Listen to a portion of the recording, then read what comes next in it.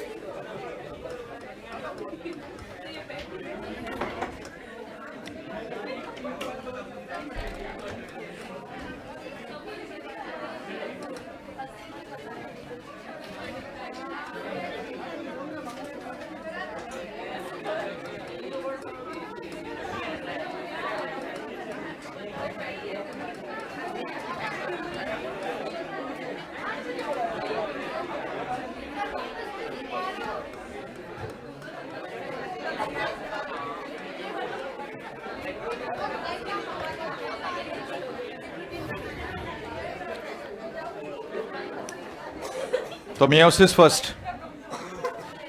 First को हमने कहा था रिडक्शनल डिवीजन, जिसमें नंबर ऑफ क्रोमोसोम हो जाएंगे हाफ।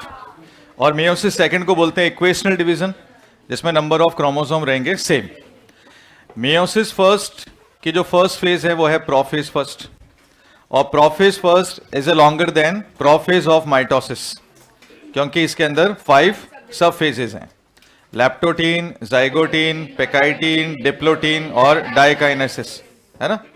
तो लैप्टोटीन में हमने कहा था कि क्रोमेटिन कैसे दिखते हैं, थिन थ्रेड लाइक, पतले से दिखते हैं। फिर लेटरल प्रोटीन अटैच हो जाता है, याद हो रहा होगा, और बुके स्टेज आती है, बुके जैसा दिखता है। सेकंड जो जाइगोटीन है, इसमें हमने कहा था कि पेयरिंग होती है ना। मैटरनल और पैटर्नल क्रोमेटिन की क्या होती है, पेयरिंग होती है, और पेयरिंग को क्या बोलते हैं, सिनेप्सिस, है ना। और फिर बनता है सिनेप्टोनिमल कॉम्प्लेक्स, दोनों के बीच में सेंट्रल प्रोटीन आ जाता है और सिनेप्टोनिमल कॉम्प्लेक्स बन जाता है ना। ये कॉम्प्लेक्स या ये पेयरिंग होती है होमोलोगस क्रोमोसोम की। और हमने बात की थी होमोलोगस क्रोमोसोम क्या क्या है, एक पैटर्नल एक मैटरनल, जिनके सेम लोकेशन पे सेम जीन है, याद आ रहा है, सेम लोकेशन पर सेम जीन है, उसको अपन क्या बोलते हैं, होमोलोगस क्रोमोसोम। तो होमोलोगस क्रोमोसोम की पेयरिंग होती है, पेयर को बोलते हैं सिनेप्स, पेयरिंग पूरा जो स्ट्रक्चर बनता है उसको बोलते हैं सिनेप्टोनिमल कॉम्प्लेक्स। फिर थर्ड स्टेज थी पेकाइटीन, और पेकाइटीन में हमने कहा था रैक प्रोटीन आएगा, याद आ रहा है, रैक प्रोटीन, जिसको हमने रिकॉम्बिनेज प्रोटीन कहा था, जिसने किया था क्रॉसिंग ओवर, क्रोमोसोम के सेगमेंट को कर दिया था एक्सचेंज, याद आ रहा है। यह हुआ था नॉन सिस्टर क्रोमेटिड के बीच में ऑफ होमोलोगस क्रोमोसोम, जिससे क्या आने वाले हैं, वेरिएशंस, क्योंकि क्रोमोसोम के सेगमेंट हो गए एक्सचेंज। तो फिर से लैप्टोटीन में क्रोमेटिन देखेंगे thin thread like, lateral protein attach होगा, बुके जैसा स्ट्रक्चर दिखेगा। यहाँ पे क्रोमोसोम का जो कंडेंसेशन है वो स्टार्ट हो गया था। जाइगोटीन में होमोलोगस क्रोमोसोम की पेयरिंग होगी, पेयरिंग को सिनेप्सिस कहते हैं, पेयर को सिनेप्स या सिनेप्टोनिमल कॉम्प्लेक्स कहते हैं, बीच में आता है सेंट्रल प्रोटीन। पेकाइटीन में वो सेंट्रल प्रोटीन धीरे धीरे डिसॉल्व होने लगता है और टेट्राड कंप्लीटली विजिबल होता है, याद आया। और पेकाइटीन में रिकॉम्बिनेज एंजाइम ने क्रोमोसोम के सेगमेंट को एक्सचेंज भी किया, जिसको हमने बोला था क्रॉसिंग ओवर, इससे रिकॉम्बिनेशन होने वाला है। रिकॉम्बिनेशन का मतलब है क्रोमोसोम के सेगमेंट एक्सचेंज होने वाले हैं। या हमने एक मेंडल का कॉन्सेप्ट भी लगाया था, RY स्मॉल y वाला, याद आ रहा होगा, कि कैसे राउंड के साथ में ग्रीन आ जाता है या रिंकल्ड के साथ में कैसे येलो आ जाता है, वो कॉम्बिनेशन यहाँ पे हमने देखा था। अब नेक्स्ट आता है डिप्लोटीन। अब डिप्लोटीन में क्या होगा, सबसे फर्स्ट है dissolution of synaptonemal complex, synaptonemal complex completely, यानी पूरा का पूरा सिनेप्टोनिमल कॉम्प्लेक्स यहां डिसॉल्व हो जाएगा।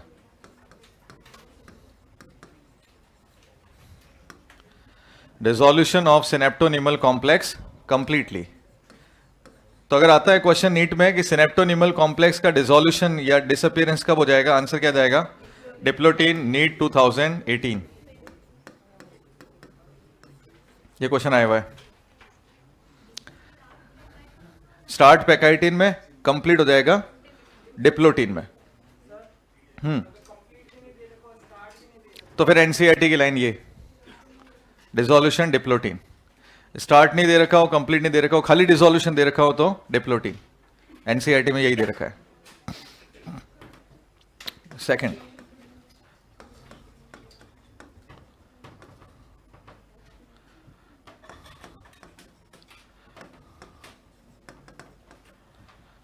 chromosome begins for separation,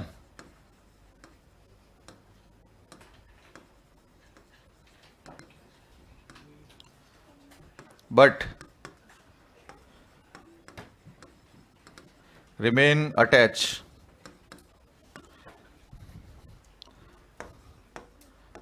from a point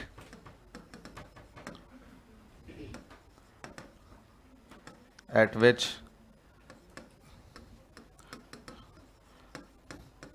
crossing over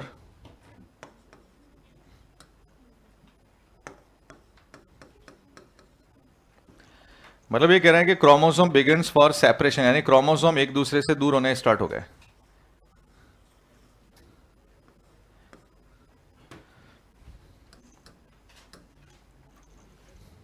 भाई डिप्लोटीन में सिनेप्टोनिमल कॉम्प्लेक्स डिसॉल्व हो गया। सिनेप्टोनिमल कॉम्प्लेक्स डिसॉल्व हो गया तो क्रोमोसोम एक दूसरे से अब कहां जा रहे हैं? दूर जा रहे हैं।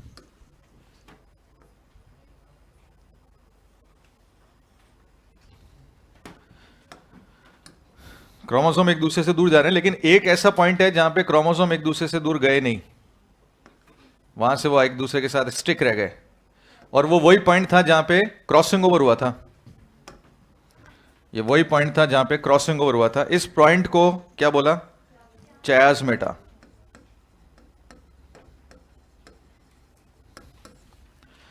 तो वो पॉइंट कौन सा है? वो पॉइंट है चायास्मेटा। फिर से डिप्लोटीन में क्या हो रहा है? यहां से क्वेश्चन बनेंगे, बहुत इंपॉर्टेंट है, आया हुआ भी क्वेश्चन है। डिप्लोटीन में सिनेप्टोनिमल कॉम्प्लेक्स कंप्लीटली डिसॉल्व हो जाएगा। सिनेप्टोनिमल कॉम्प्लेक्स कंप्लीटली डिसॉल्व हो जाएगा, और डिसॉल्व होते ही क्रोमोसोम एक दूसरे से अलग हो गए। तो यहां पे क्या हो रहा है? सेपरेशन शुरू हो गया है। तो अगर क्वेश्चन आ जाता है नीट में, होमोलोगस क्रोमोसोम कब सेपरेट होने स्टार्ट हो गए, तो भी आंसर क्या जाएगा? डिप्लोटीन, क्योंकि यहां पे पूरा का पूरा सिनेप्टोनिमल कॉम्प्लेक्स डिसॉल्व हो गया है, तो क्रोमोसोम सेपरेट होने स्टार्ट हो गए। जब वो क्रोमोसोम एक दूसरे से अलग अलग जा रहे हैं तो एक पॉइंट ऐसा है जहां पे वो अलग ही नहीं हुए। ठीक है, वो वही पॉइंट था जहां पे क्या हुआ था? क्रॉसिंग ओवर हुआ था। ये वही पॉइंट है जहां पे क्रॉसिंग ओवर हुआ था। तो उस पॉइंट को हमने क्या बोल दिया? चायास्मेटा। और ये चायास्मेटा तुम्हें देखने पे कैसा नजर आ रहा है? देखो ये कैसे नजर, लाइक ऐसे क्रॉस, तो एक्स लाइक बॉडी कह सकते हैं। यानी चायास्मेटा कहां दिखेगा? जहां पे एक्स लाइक स्ट्रक्चर नजर आएगा, वहीं पे आपको क्या नजर आने वाला है? चायास्मेटा। इजी? तो फिर से बता दो एक बार। अब देखो नीट में सिंपल से क्वेश्चन है। सबसे पहला पॉइंट के होमोलोगस क्रोमोसोम की पेयरिंग कौन से फेज में होगी? जाइगोटीन में, है ना। और सिनेप्टोनिमल कॉम्प्लेक्स कहां बनेगा? सिनेप्टोनिमल कॉम्प्लेक्स कहां बनेगा? जाइगोटीन। पेयरिंग भी कहां होने वाली है? जाइगोटीन। और सिनेप्टोनिमल कॉम्प्लेक्स भी कहां बनने वाला है? जाइगोटीन। ठीक है, कहां पर क्रॉसिंग ओवर होगा? पैकाइटिन। पैकाइटिन में क्रॉसिंग ओवर। क्रॉसिंग ओवर का मतलब क्या है? एक्सचेंज ऑफ क्रोमोसोमल सेगमेंट, है ना। अच्छा, इससे क्या रिजल्ट क्या आएगा? वेरिएशंस आ जाएंगे, है ना, क्योंकि जीन्स क्या हो गए? एक्सचेंज हो गए, तो वेरिएशंस आएंगे। क्रॉसिंग ओवर के लिए कौन सा एंजाइम चाहिए? रिकॉम्बिनेज एंजाइम चाहिए। ठीक है, और डिप्लोटीन में क्या होने वाला है? अब पूरा का पूरा सिनेप्टोनिमल कॉम्प्लेक्स डिसॉल्व हो जाएगा। अच्छा पहले बताओ, टेट्राड कंप्लीटली विजिबल कहां था? पैकाइटिन में। पैकाइटिन में टेट्राड। बाइवेलेंट कहां बनना स्टार्ट हुआ था? जाइगोटीन में बाइवेलेंट दिख रहा था। टेट्राड कहां दिख रहा था? पैकाइटिन में। यहां सिनेप्टोनिमल कॉम्प्लेक्स डिसॉल्व हुआ, होमोलोगस क्रोमोसोम एक दूसरे से अलग हुए तो एक पॉइंट था जहां से अलग नहीं हुए, क्या नाम है? चायास्मेटा। ठीक है, और चायास्मेटा कैसा स्ट्रक्चर दिखेगा? लाइक ऐसे एक्स बॉडी दिखेगा। कुछ ऐसी सेल्स हैं, कुछ ऐसे वर्टिब्रेट्स हैं जिनमें ये वाली जो फेज है ये मंथ्स और ईयर्स तक चलती है उनकी oocytes में। जैसे एक एग्जांपल बताता हूं, सुनना है ना गौर से, तो मैं अपने आप आइडिया लग जाएगा कि मैं क्या बात कर रहा हूं। ह्यूमन में, मेल में और फीमेल में प्यूबर्टी आती है। फीमेल की प्यूबर्टी 12 ईयर की एज में आती है, और मेल की जो प्यूबर्टी है वो 14 to 16 ईयर की एज में आती है। तो मेल प्यूबर्टी थोड़ी लेट आती है और फीमेल की प्यूबर्टी थोड़ी अर्ली आती है। मेल में जब प्यूबर्टी आती है तो स्पर्मेटोजेनेसिस शुरू होता है, तो स्पर्म का प्रोडक्शन शुरू हो जाता है और टेस्टिस पूरे मैच्योर होते हैं। तो ये इंडिकेशन कैसे मिला? हाइपोथैलेमस से मिला। बॉडी ने हाइपोथैलेमस को इंडिकेट किया कि भाई टेस्टिस यानी गोनेड्स मैच्योर हो गए, तो हाइपोथैलेमस ने GnRH गोनेडोट्रोपिन रिलीजिंग हार्मोन निकालना स्टार्ट किया और फिर उससे FSH निकला और स्पर्म बनना स्टार्ट हुआ। टेस्टोस्टेरोन और FSH ने मिलकर स्पर्म बनाया। लेकिन फीमेल में oocytes का फॉर्मेशन बर्थ से पहले शुरू हो जाता है, यानी oogenesis जो है वो बर्थ से पहले शुरू हो जाता है। यानी एक फीमेल अपनी नेक्स्ट जनरेशन की प्लानिंग बर्थ से पहले कर लेती है। उनके दोनों ओवरीज में बहुत सारे oocytes होते हैं। तो वो जो फर्स्ट oocyte है उसका नाम होता है, सबसे पहले oogonia होता है। पहले oogonia माइटोसिस करता है, फिर बहुत सारे डिफरेंशिएशन के बाद में प्राइमरी oocyte बनते हैं।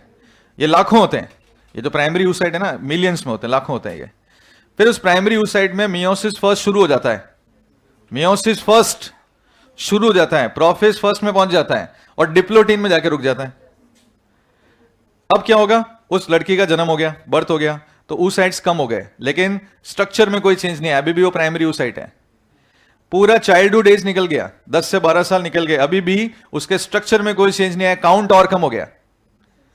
अब आई प्यूबर्टी, प्यूबर्टी आते अब मियोसिस फर्स्ट जो रुका हुआ था वो पूरा होगा। इसका मतलब 12 साल तक तो वो डिप्लोटीन में रुका हुआ था। तो एनसीईआरटी ने इसलिए लिखा, in some vertebrates the oocyte in oocyte the diplotene remain for months और ईयर्स। तो इसका मतलब कौन सी फेज में मियोसिस जो है वो अरेस्ट हो सकता है? आंसर क्या होगा? डिप्लोटीन में अरेस्ट हो सकता है, जो मंथ्स और ईयर्स तक चलेगा। ठीक है, ऐसी रुकी हुई स्टेज को कह देते हैं डिक्टियोटीन। तब इसको डिप्लोटीन नहीं बोल के क्या बोल देते हैं? डिक्टियोटीन। तो अगर तुम्हें समझ में आता है यार, ऐसा पता चल गया तुम्हें, तो अगर क्वेश्चन आ जाता है नीट में व्हाट इज डिक्टियोटीन, तो तुम क्या बोलोगे? Prolonged diplotene. प्रोलॉन्ग्ड डिप्लोटीन को और क्या कह देते हैं? डिक्टियोटीन। आया समझ में कुछ? ये हो गया क्या?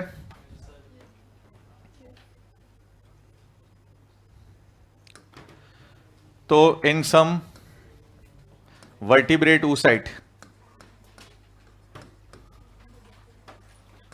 in some vertebrate oocyte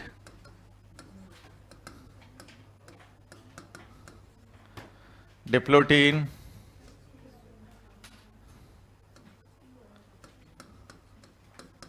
arrested for months or year,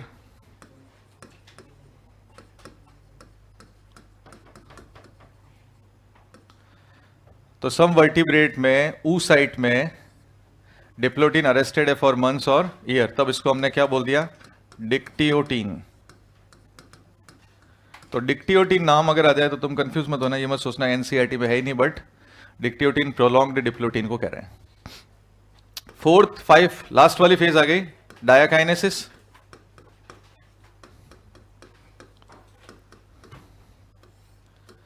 डायाकाइनेसिस में अब क्या होगा?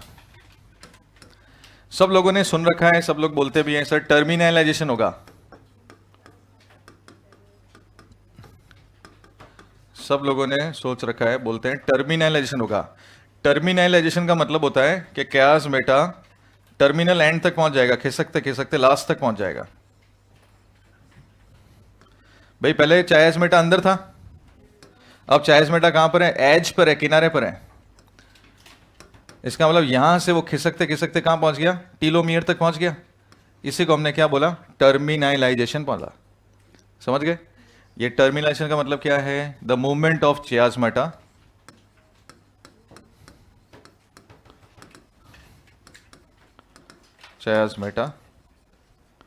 Up to terminal ends. Terminal end तक चायज़-मेटा खिसकता खिसकता पहुंच गया। अगर यहां पर असर्शन और रीजन आए तो तुम लोग कोई कारण बता सकते हो कि चायज़-मेटा खिसका क्यों है? कोई ये बताना चाहेगा कि चायज़-मेटा यहां पे खिसका क्यों है? लाइन एनसीईआरटी की, मैंने सिर्फ रीजन पूछा है। लाइन एनसीईआरटी की टर्मिनलाइजेशन एनसीईआरटी में लिखा हुआ है, जिसमें चायज़-मेटा खिसकते खिसकते क्रोमोसोम के किनारे तक पहुंच जाता है। मैंने इतना सा रीजन पूछा है कि पहुंच क्यों जाता है? अलग होने के लिए।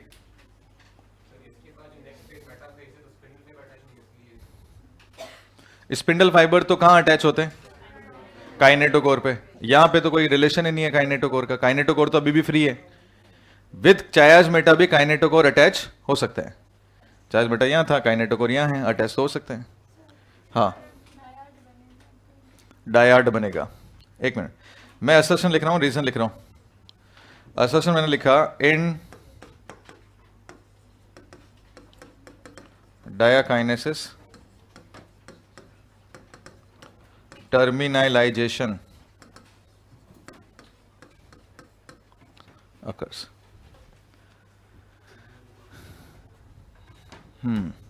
और रीजन मैंने लिखा in this phase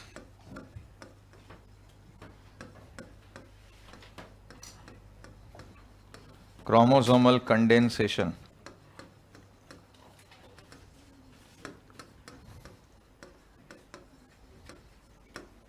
कंप्लीटेड। मैंने असर्शन और रीजन लिखा है, ठीक है। बहुत ही जबरदस्त क्वेश्चन ये बन सकता है नीट के लिए। पहले बताओ ये सही है कि नहीं? डायाकाइनेसिस में टर्मिनेशन होता है, ये तो मैंने लिख ही दिया। चायाजमेटा खिसकते किनारे तक पहुंच गया, यानी असर्शन ट्रू है। रीजन मैंने लिखा in this phase chromosomal condensation completed, बिल्कुल सही है। यहां पे क्रोमोसोम का कंडेंसेशन पूरा हो जाएगा। लेप्टोटीन में शुरू हुआ था, यहां पे कंप्लीटली क्रोमोसोम का कंडेंसेशन पूरा हो जाएगा। ये सही है। तो अब ये बताना क्या ये रीजन इसका एक्सप्लेनेशन है क्या? यही इसका एक्सप्लेनेशन है, क्योंकि यहां पर कंडेंसेशन बहुत ही कॉम्प्लिकेटेड होता है, बहुत टाइट कंडेंसेशन होता है। तो जैसे ही क्रोमोसोम बन रहा होता है तो चायाजमेटा बनने के लिए, क्रोमोसोम को पूरा बनाने के लिए क्रोमोसोम एक दूसरे से अलग अलग हो रहे होते हैं। जब ये दोनों एक दूसरे से अलग अलग हो रहे होते हैं तो खिसकता कहां तक पहुंच जाता है? टर्मिनल एंड पे पहुंच जाता है, क्योंकि लास्ट जो बॉडी बनती है उसको टीलोमियर कहते हैं। किसी भी क्रोमोसोम पे जो लास्ट बॉडी बनेगी उसका नाम क्या है? टीलोमियर। तो क्या हो गया, क्रोमोसोम यहां पे पूरा बनेगा तो टीलोमियर भी बनेगा। तो चायाजमेटा ऑलरेडी खिसकते कहां तक पहुंच जाएगा? टीलोमियर तक, क्योंकि लास्ट बॉडी क्या बनी? टीलोमियर। तो ये इसका एक्सप्लेनेशन है वाई यहां पे तुम्हें टर्मिनेशन क्यों दिखाई दिया, क्योंकि यहां पर क्रोमोसोम का कंडेंसेशन कंप्लीट हुआ है, क्रोमोसोम पूरा बना है, और क्रोमोसोम के बनने की वजह से क्या हो गया? चायाजमेटा ऊपर खिसक गया। ठीक है, अब इसके आगे सेपरेशन होगा। ये सेपरेशन की वजह से नहीं हो रहा, अब सेपरेशन होगा। कुछ पता चल रहा है बच्चों? क्योंकि यहां पे क्रोमोसोम पूरा बनेगा, इसीलिए चायाजमेटा खिसकता कहां पहुंच गया? किनारे पे। ये दोनों बातें एनसीईआरटी की है, दोनों बातें एनसीईआरटी में लिखी हुई है, लेकिन ये दोनों रिलेटेड है। पढ़ाऊं या क्या विश्वास है? जब ठीक है तो आंसर क्या जाएगा इसका? ए। Assertion true, reason true, and reason is correct explanation of assertion.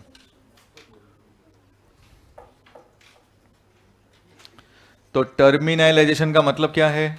बोलिए, बताओ क्या टर्मिनलाइजेशन? इसका मतलब है चायाजमेटा कहां तक पहुंच गया? टर्मिनल एंड तक पहुंच गया, टीलोमियर तक पहुंच गया। क्या रीजन है इसका, क्यों पहुंच गया? क्योंकि यहां पे क्रोमोसोम का कंडेंसेशन कंप्लीट हुआ, लास्ट में टीलोमियर बनता है, इसलिए चायाजमेटा कहां तक पहुंच गया? खिसकते मेम्ब्रेन बड़ी हो रही थी, खिसक रही थी, तो लास्ट कहां तक पहुंच गया? वो किनारे तक पहुंच गया। अब क्या होगा? यहां से हटेगा। अब इसको हटाने के लिए स्पिंडल फाइबर यहां पे ऑर्गेनाइज होंगे, चायाजमेटा को हटाना है। तो अब नेक्स्ट जो पॉइंट है इसका, ये हटा दूं क्या?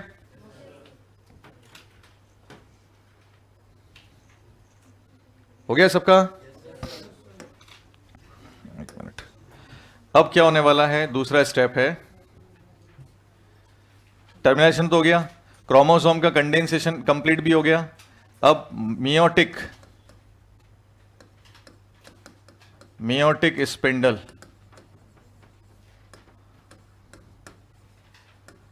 Organised for separation of chromosome. यानी यहां पे मियोटिक स्पिंडल जो है वो ऑर्गेनाइज्ड हो गए, किसको सेपरेट करने के लिए? क्रोमोसोम को सेपरेट करने के लिए मियोटिक स्पिंडल ऑर्गेनाइज्ड हो गए। अच्छा, स्पिंडल फाइबर कब ऑर्गेनाइज्ड होते हैं और क्रोमोसोम का कंडेंसेशन कब कंप्लीट होता है, बता सकते हो? उसमें माइटोसिस में हाँ हाँ बताओ।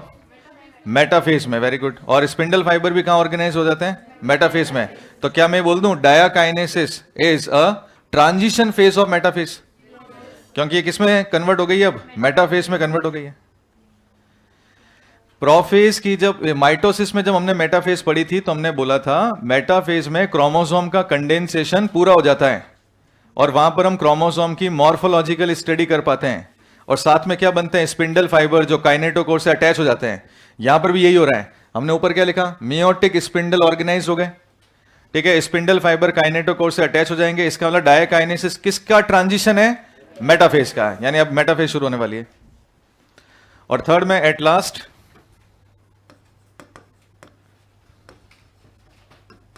न्यूक्लियर एनवेलप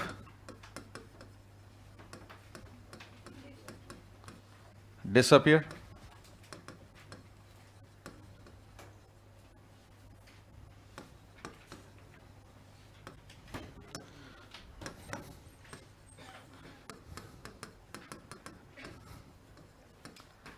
तो it is transition phase to metaphase. ये मेटाफेज की ट्रांजिशन फेज है।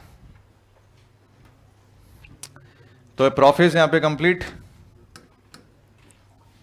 अब आती है मेटाफेज।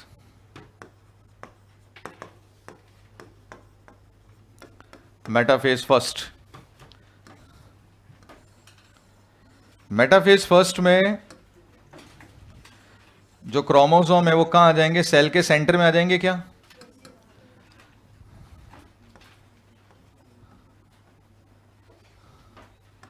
मेटाफेज में क्रोमोसोम आ जाएंगे सेल के सेंटर में।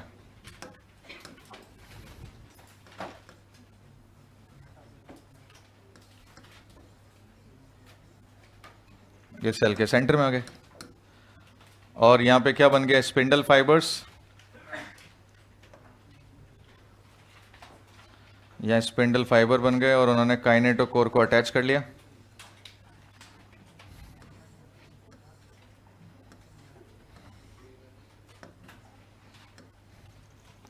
तो क्या यहां पर मेटाफेज प्लेट नजर आ रही है? मेटाफेज प्लेट एक एक क्रोमोसोम की नजर आ रही है, दो दो क्रोमोसोम की नजर आ रही है। तो क्या होंगे? क्या बोलेंगे? Double metaphase plate. Double metaphase plate, एक तो ये बोल सकते हैं, या फिर metaphase plate of bivalent chromosome. Metaphase plate of bivalent और टेट्राड।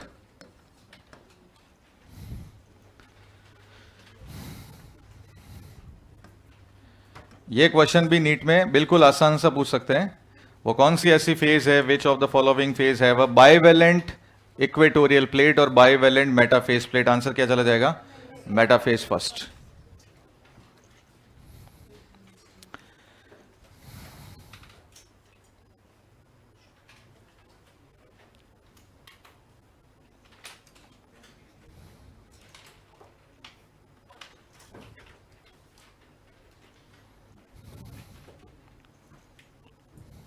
तो डायाकाइनेसिस में क्या क्या हुआ? सबसे पहला डायाकाइनेसिस में क्या हुआ? टर्मिनेशन हुआ। टर्मिनेशन का मतलब क्या हुआ? चायास मेटा किनारे तक पहुंचा। क्या रीजन था उसका? कंडेंसेशन यहां पे कंप्लीट हुआ, इस वजह से ऐसा हो गया, राइट। दूसरा इवेंट क्या हुआ? मेयोटिक स्पिंडल ऑर्गेनाइज्ड हो गए, किसको सेपरेट करने के लिए? होमोलोगस क्रोमोसोम को सेपरेट करने के लिए हो गए। और यहां पर क्या हुआ? न्यूक्लियर एनवेलप डिसअपियर हो गया। जब न्यूक्लियर एनवेलप डिसअपियर हो गया, ये सब कुछ हो गया, तो इसको अपन ने क्या बोल दिया? Transition phase to metaphase. अब ये मेटाफेज आने वाली है। मेटाफेज आते ही स्पिंडल फाइबर बन गए। स्पिंडल फाइबर बनते ही डबल मेटाफेज प्लेट या बाइवेलेंट की मेटाफेज प्लेट नजर आ रही है। इनको हमने बाइवेलेंट बोला। एक पैटर्नल है और एक मैटरनल क्रोमोसोम है। ये स्पिंडल्स हो गए।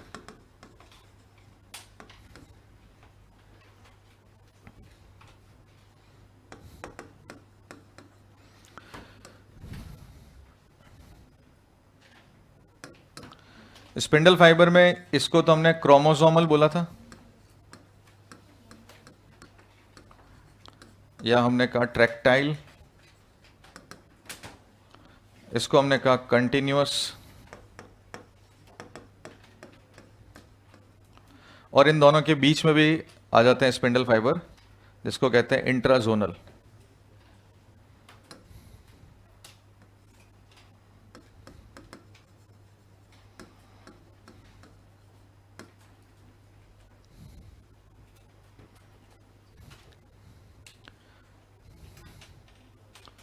पोल टू पोल वाला कंटिन्यूस हो गया, पोल टू क्रोमोसोम क्रोमोसोमल हो गया, और दो क्रोमोसोम के बीच में इंट्राजोनल या इंट्रा क्रोमोसोमल बोल सकते हैं स्पिंडल फाइबर्स, क्योंकि दोनों के बीच में गैप है। माइक्रोट्यूब्यूल अरेंज हो गए, माइक्रोट्यूब्यूल ही तो है। स्पिंडल फाइबर का मतलब क्या, माइक्रोट्यूब्यूल, दोनों क्रोमोसोम के बीच में माइक्रोट्यूब्यूल आ गया। कौन, ये तो क्रोमोसोम के बीच में गैप है ना, साइटोप्लाज्म के थ्रू बीच में आ गया, माइक्रोट्यूब्यूल अरेंज हो गया। अब ये क्या करने वाला है, पुशिंग फोर्स, और किनारे वाले क्या करने वाले हैं, पुलिंग फोर्स। बीच वाला धक्का देगा, किनारे वाले खींचेगा, तो क्रोमोसोम सेपरेट हो जाएंगे।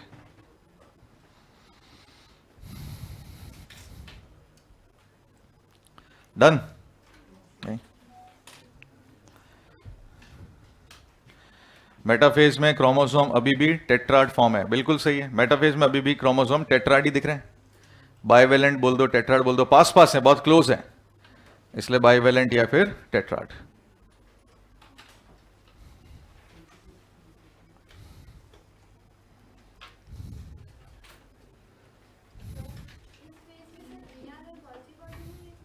वो सब डिसअपियर है, न्यूक्लियर एनवेलप के डिसअपियर होते ही न्यूक्लियोलस, ईआर, जीबी सब डिसअपियर हो जाते हैं, क्योंकि न्यूक्लियर एनवेलप के साथ ही तो लगा हुआ है ईआर, और ईआर क्या बनाता है, जीबी। न्यूक्लियर एनवेलप हटा तो ईआर हटा, ईआर हटा तो जीबी हटा, और न्यूक्लियर एनवेलप हटा तो न्यूक्लियोलस भी गया, सब बढ़ जाएंगे।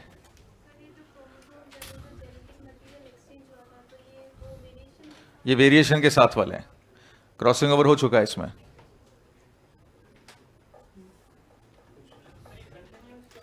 कंटिन्यूस मतलब पोल टू पोल, इधर से एक पोल से निकला, इधर पोल से निकला, दोनों आपस में मोटर प्रोटीन से कनेक्टेड है, तो कंटिन्यूस बोल दिया, बीच में ब्रेक नहीं हुआ। हो गया ये। अब चैप्टर खत्म करते हैं, आज क्वेश्चंस करेंगे, कल नया चैप्टर शुरू कर रहे हैं, लिविंग वर्ल्ड। लिविंग वर्ल्ड आने वाला वही है तुम्हारे टेस्ट में, अब करेंगे क्या, अपन करना ही है। अब ऐसे चैप्टर पहले दे रखे हैं तो दे रखे हैं। फिर आएगी प्लांट फिजियो,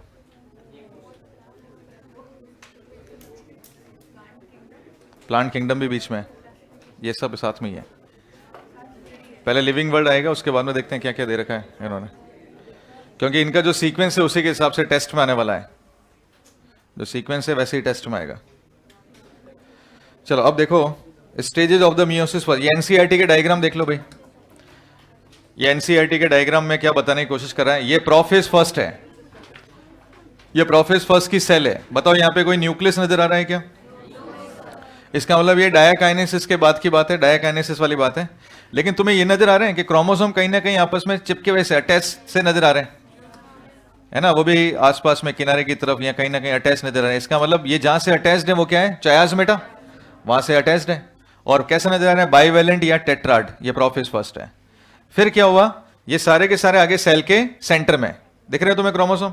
ये कौन सी फेज चल रही है, मेटाफेज। तो यानी बाइवेलेंट या टेट्राड की क्या बन गई, इक्वेटोरियल प्लेट या मेटाफेज प्लेट, जिसमें दो दो क्रोमोसोम है, तो डबल प्लेट नजर आ रही है। जबकि हमने माइटोसिस में देखा था वहां पर एक ही प्लेट थी, या डबल प्लेट नजर आ रही है। इसके बाद क्या आ रहा है, एनाफेज। एनाफेज में स्पिंडल फाइबर पकड़ के खींच रहा है तो आधे क्रोमोसोम नीचे और आधे क्रोमोसोम ऊपर जा रहे हैं। और फिर लास्ट में क्या हो गया, ये न्यूक्लियर एनवेलप वापस आ गया, तो उसको बोल दिया टेलोफेज फर्स्ट। यानी अब होने वाला क्या है, एनाफेज में क्या होगा, एनाफेज में सेपरेट होंगे। इसका क्वेश्चन आया था नीट में, एनाफेज फर्स्ट की बात करते हैं। तो एनाफेज फर्स्ट में स्पिंडल फाइबर क्रोमोसोम को पुल कर लेंगे,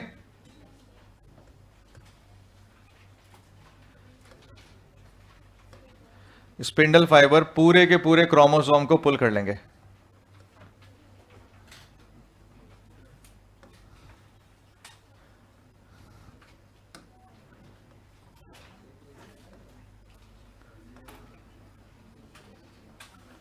स्पिंडल फाइबर ने कंप्लीट क्रोमोसोम को पुल कर लिया। तो ये क्या है, अ फुल क्रोमोसोम, या आप इसको क्या बोलोगे, मोनोवेलेंट क्रोमोसोम। मोनोवेलेंट, या फिर आप इसको क्या बोलोगे, dyad. Anaphase of mitosis, mitosis के एनाफेज में सेंट्रोमियर टूटा था, या सेंट्रोमियर नहीं टूटा है, एंटायर सेंट्रोमियर अभी भी लगा हुआ है इसमें, सेंट्रोमियर की स्प्लिटिंग नहीं हुई है बच्चों। ये देख रहे हो तुम लोग, ये क्या है, बाइवेलेंट, या फिर क्या है, टेट्राड, या फिर होमोलोगस क्रोमोसोम। स्पिंडल फाइबर इनको खींच रहा है, स्पिंडल फाइबर इनको खींच रहा है। तो बताओ क्या ये सेंट्रोमियर टूटेगा क्या? पूरा का पूरा एंटायर क्रोमोसोम कहां जाएगा, पोल्स पे जाएगा। तो बताओ ये जो बाइवेलेंट की या मेटाफेज प्लेट थी, ये कितने क्रोमोसोम की थी? ये बाइवेलेंट या टेट्राड कितने क्रोमोसोम है? ये 23 है। ये जो बाइवेलेंट है, ये ऐसा एक, ऐसा दो, ऐसे कितने हैं? 23। तो मेटाफेज प्लेट पे कितने क्रोमोसोम है? 23 बाइवेलेंट। जबकि माइटोसिस में कितने थे? 46 मोनोवेलेंट।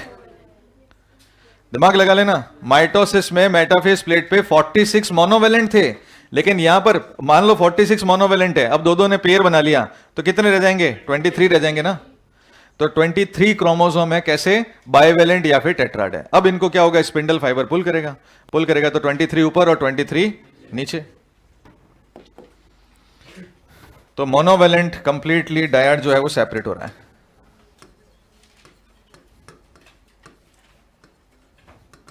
तो separation of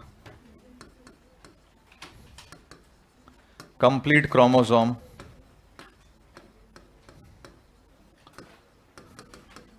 without splitting of centromere.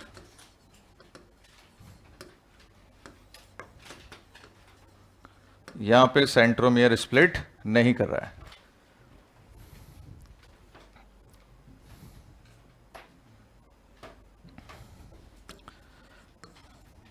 मैं स्टेटमेंट बताता हूं, ट्रू है फॉल्स है। यहां पर एक स्टेटमेंट का क्वेश्चन आ सकता है, true false. Anaphase first is deciding phase for reductional division. अब ये बताना है ये ट्रू है या फॉल्स है। Anaphase first is deciding phase for the reductional division, ये ट्रू है। रिडक्शनल का मतलब है नंबर ऑफ क्रोमोसोम क्या हो रहे हैं बच्चों, हाफ। तो नंबर ऑफ क्रोमोसोम जब हाफ हो रहे हैं तो उसको डिसाइड कौन कर रहा है? एनाफेज फर्स्ट, क्योंकि यही तो 23 ऊपर लेके गया, 23 नीचे लेके आ रहा है। ये 23 ऊपर जा रहे हैं, 23 नीचे आ रहे हैं। एक लेयर बनी हुई थी 23 क्रोमोसोम की, डबल डबल की। अब ये टूटा, मान लो ये दो है, ये दो है, अब ये एक है। मान लो दो अलग अलग थे जो ये एक है, अब मान लो मैंने इसको एक बोला, ऐसे कितने? 23। अब ये टूटा, तो अब ये इंडिविजुअली एक है, इंडिविजुअली एक है, तो एक ऊपर और एक नीचे। तो पहले एक था, अब एक ऊपर और एक नीचे। पहले 23 था, तो 23 ऊपर 23 नीचे। तो 23 क्रोमोसोम ऊपर जा रहे हैं, 23 क्रोमोसोम नीचे आ रहे हैं। तो यानी इसी ने डिसाइड कर लिया कि ये रिडक्शनल डिवीजन है। तो कौन सी फेज डिसाइड करेगी कि मियोसिस फर्स्ट रिडक्शनल डिवीजन है? आंसर क्या जाएगा? Anaphase first. ये स्टेटमेंट ट्रू है। बहुत ही अच्छा क्वेश्चन आ सकता है। अच्छा, दूसरा यहां पे जो तुम्हें हाईलाइट करना है ना, वो ये हाईलाइट करना है, ये सेपरेशन वर्ड लिखा हुआ है, यहां डिवीजन नहीं लिखा हुआ है। क्या लिखा हुआ है? Word separation. डिवीजन का मतलब होता है सेंट्रोमियर का टूटना। ये तो सिर्फ सेपरेट हो रहा है, एक दूसरे से क्रोमोसोम दूर दूर जा रहा है, अलग अलग जा रहा है।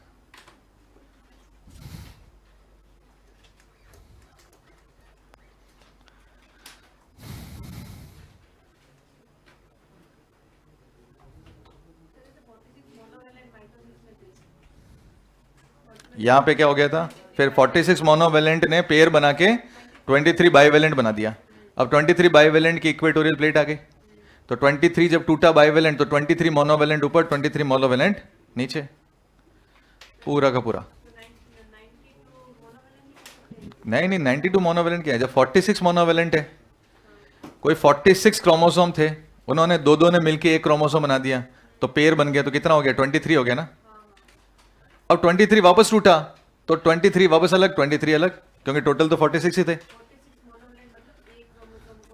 हाँ, ये एक ऐसे क्रोमोसोम थे 46, ऐसे क्रोमोसोम कितने थे? 40। अब मैंने कहा इनकी पेयरिंग हुई, तो इनकी पेयरिंग होने पर ये दो, अब ये एक बन गया है ना। अब मैंने इसको क्या बोला? बाइवेलेंट। अब मैंने बोला दो वापस टूटे, तो ये किधर, एक इधर, तो 23 इधर, 23 उधर, क्योंकि थे टोटल 46 ही। हाँ, माइटोसिस के एनाफेज में सेंट्रोमियर ही टूट गया था। हाँ, स्टेटमेंट वाला बताता हूं वापस। हाँ वापस बोलो। उसका कोई सिग्निफिकेंस नहीं है, ऐसे ही वो ये बताने की कोशिश कर रहा है एक पैटर्नल एक मैटरनल है, क्या पैटर्नल मैटरनल का पेयर था। फिर से मेरे को बताओ एक बार, लैप्टोटीन में क्या हुआ, क्रोमेटिन कैसे दिखेंगे, थिन थ्रेड लाइक, और कौन सी स्टेज आएगी, बुके। जाइगोटीन में क्या होगा, फटाफट बोलो, सिनेप्सिस, सिनेप्टोनिमल कॉम्प्लेक्स बनेगा, यानी पेयरिंग ऑफ होमोलोगस क्रोमोसोम, ये याद रहेगा बेसिक पॉइंट। फिर पैकाइटिन में क्या होगा, क्रॉसिंग ओवर, क्रोमोसोम के सेगमेंट कर जाएंगे एक्सचेंज, कौन से प्रोटीन की वजह से, रिकॉम्बिनेज एंजाइम की वजह से। फिर आएगा डिप्लोटीन, क्या सिनेप्टोनिमल कॉम्प्लेक्स पूरा डिसॉल्व हो जाएगा, डिसॉल्व हो जाएगा। फिर लेकिन एक पॉइंट है जहां से वो अटैच रहेगा, चयासमेटा, ठीक है, वहां से वो अटैच रहने वाला है। उसके बाद में ये डिप्लोटीन फेज क्या मंथ्स और ईयर्स तक जा सकती है, किस में जा सकती है, वर्टिब्रेट की ऊसाइड में, ऑल वर्टिब्रेट ऊसाइड या सम वर्टिब्रेट की ऊसाइड, क्योंकि यहां सम की जगह वो ऑल दे देगा, तो याद रखेंगे सम वर्टिब्रेट की ऊसाइड में ये मंथ्स और ईयर्स तक जा सकती है। फिर आया डायकाइनेसिस, डायकाइनेसिस में क्या होगा, टर्मिनेशन, यानी चयासमेटा खिसकता खिसकता किनारे तक पहुंच जाएगा, टर्मिनल एंड तक पहुंच जाएगा। क्यों, क्योंकि यहां कंडेंसेशन पूरा हुआ है। क्या यहां पे न्यूक्लियर एनवेलप डिसअपियर हो जाएगा, बिल्कुल हो जाएगा। और उसके बाद में इसी को हमने यहां पे मियोटिक स्पिंडल भी अरेंज हो जाएंगे, इसका मतलब मेटाफेज फर्स्ट भी शुरू हो गई है, तो ये ट्रांजिशन फेज आ गया मेटाफेज के लिए, ठीक है। मेटाफेज में बाइवेलेंट क्रोमोसोम की इक्वेटोरियल प्लेट बन गई। ये बाइवेलेंट कितने होंगे टोटल, 23 होंगे, ठीक है। जब दो डबल आप मेटाफेज प्लेट बोल सकते हो, 23 का बाइवेलेंट बोल सकते हो। फिर ये एनाफेज में क्या होंगे, अलग होंगे, सेपरेट होंगे, डिवाइड नहीं करेंगे, सेपरेट होंगे। तो 23 ऊपर जाएगा, 23 नीचे आएगा। क्या सेंटर में टूटा, क्या नहीं, एंटायर सेंटर में, अभी भी सेंटर में लगा हुआ है। तो पूरा का पूरा मोनोवेलेंट क्रोमोसोम या पूरा डायड जो है वो पोल्स पे चला गया। स्टेटमेंट ये है, anaphase first is deciding phase of the reductional division. इसी ने डिसाइड किया है कि यहां पर अब नंबर ऑफ क्रोमोसोम हाफ होने वाले हैं। कैसे, 23 क्रोमोसोम ऊपर जा रहे हैं, 23 क्रोमोसोम नीचे आ रहे हैं, तो इसने डिसीजन ले लिया कि हाँ अब नंबर ऑफ क्रोमोसोम यहां पे हाफ हो गए। क्लियर।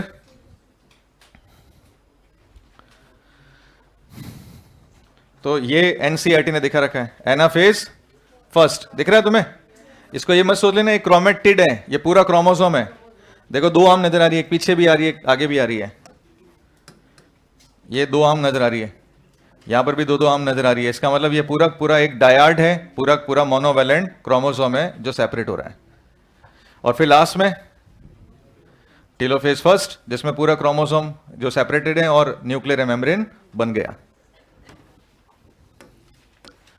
अब आ गया टेलोफेज फर्स्ट।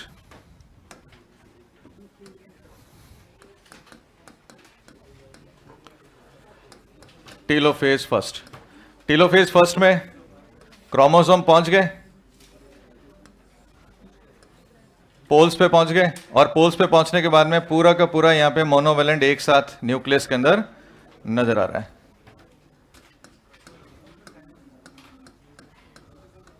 तो chromosome reach on the pole, chromosome poles पे पहुंच गए, न्यूक्लियर एनवेलप reappears,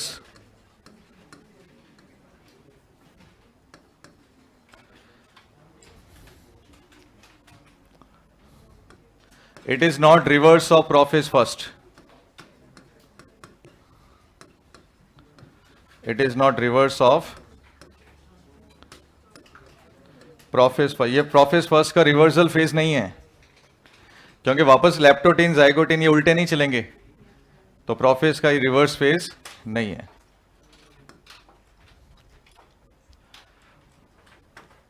इन some case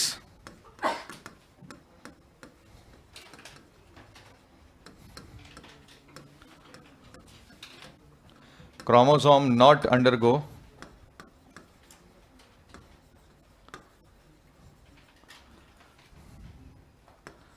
fully decondensation,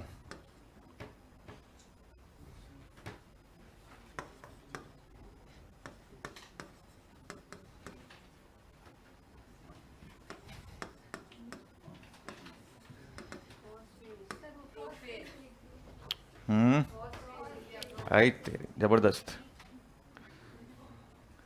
phosphorylation. तो prophase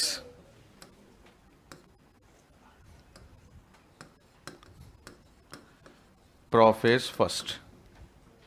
in some case chromosome not undergo for decondensation. यहां पे पूरा का पूरा क्रोमोसोम का डीकंडेंसेशन नहीं होगा,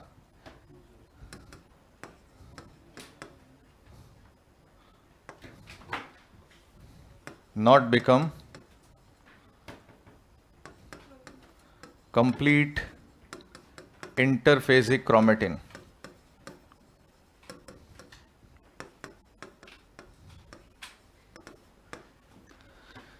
ये एनसीईआरटी की लाइन है, ये पॉइंट एनसीईआरटी में दे रखा है कि कुछ केस में क्रोमोसोम जो है, वैसे हमने टीलोफेज में पढ़ा था, कैनाफेज होने के बाद जब टीलोफेज आती है तो क्रोमोसोम का डीकंडेंसेशन होता है और धीरे धीरे वापस क्रोमोसोम क्रोमेटिन में कन्वर्ट हो जाता है। याद आया? यहां लिखा हुआ है कि क्रोमोसोम का पूरा डीकंडेंसेशन नहीं होगा, वो इंटरफेजिक क्रोमेटिन में पूरे कन्वर्ट नहीं होंगे। क्यों नहीं होंगे? क्या रीजन है? क्योंकि इसका रीजन है कि अब नेक्स्ट डिवीजन आने वाला है, अगला जो डिवीजन है वो फिर से आने वाला है। अगर पूरा इंटरफेस बनेगा तो बहुत लंबा टाइम चलने वाला है, इसलिए यहां पे क्या हो गया, वो पूरा एक्सटेंडेड इंटरफेस में कन्वर्ट नहीं हुआ। अब क्योंकि मियोसिस सेकंड होने वाला है, मियोसिस फर्स्ट और मियोसिस सेकंड के बीच में एक फेज आ रही है। कौन सी फेज आ रही है? इंटरकाइनेसिस।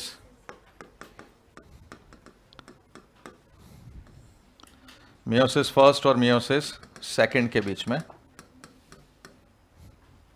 एक फेज है जिसको हमने बोला इंटरकाइनेसिस।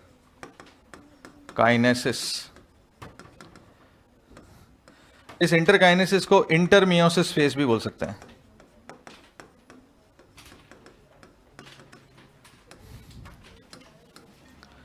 और इंटरकाइनेसिस में क्या होता है? रेप्लिकेशन नहीं होता, नो रेप्लिकेशन ऑफ डीएनए, यानी डीएनए डबल नहीं होगा। यह आ सकता है नीट में क्वेश्चन, मियोसिस फर्स्ट और मियोसिस सेकंड के बीच में इंटरफेस आएगी क्या?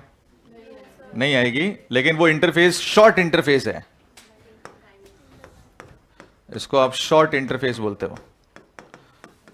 और शॉर्टर इंटरफेस को कह देते हैं इंटरकाइनेसिस। और इंटरकाइनेसिस में क्या नहीं हो रहा? डीएनए का रेप्लिकेशन नहीं हो रहा। अगर डीएनए का यहां रेप्लिकेशन हो गया तो ये माइटोसिस बन जाएगा। नंबर ऑफ क्रोमोसोम वापस कैसे हो जाएंगे? नॉर्मल होते, लास्ट में जो 4 सेल बनेगी सब में क्रोमोसोम बराबर हो जाएंगे। तो हमने स्टार्टिंग में लिख दिया था कि मियोसिस वो होता है जिसमें डीएनए का रेप्लिकेशन एक बार होता है लेकिन डिवीजन 2 बार होता है। तो रेप्लिकेशन एक ही बार हुआ, कब? मियोसिस फर्स्ट से पहले। या अगर रेप्लिकेशन हो गया तो ये माइटोसिस बन जाएगा। समझ में आ रही बातें?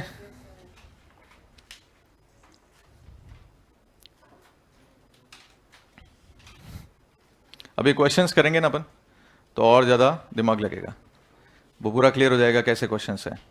हाँ, कुछ पूछना है? हाँ, नहीं?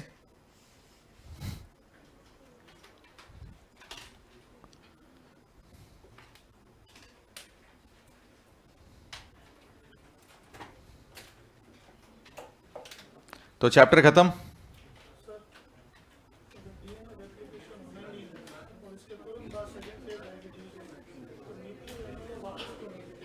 न्यूक्लियर एनवेलप क्यों बना? सेपरेट करने के लिए। हाँ, एक्चुअली 2 तरह का मियोसिस होता है, साइमल्टेनियस एंड सक्सेसिव। अब मैं बोलूंगा तो फिर ऊपर से जाएगा। तुम इतना मान के चलो कि 2 न्यूक्लियर एनवेलप बन जाते हैं, फिर 2 सेल आगे डिवाइड करना शुरू कर देती है। हाँ हाँ बोलिए। हाँ, एक बार मैं बता देता हूँ। हाँ, ऑन करना है, ऑन कर दो। कहाँ से? पीछे से स्विच बंद है क्या? ऑन है सारे, तो फिर तो इसका रिमोट चाहिए।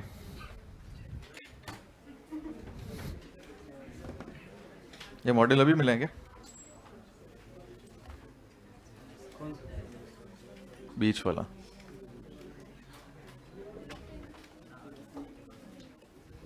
वो भी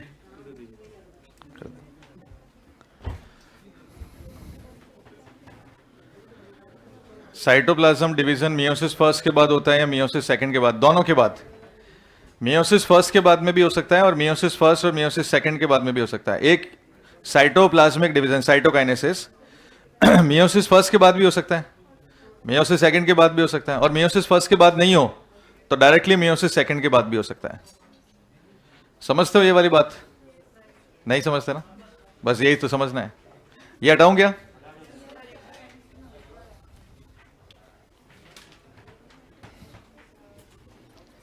बहुत मुश्किल है नहीं? 11th और 12th हमारी ऐसी उड़ी हुई है, तो फिर 12th तो फिर भी ठीक हो गई, 11th पूरा उड़ा हुआ है, और उन वो 11th के पापों का हमें धोना पड़ रहा है।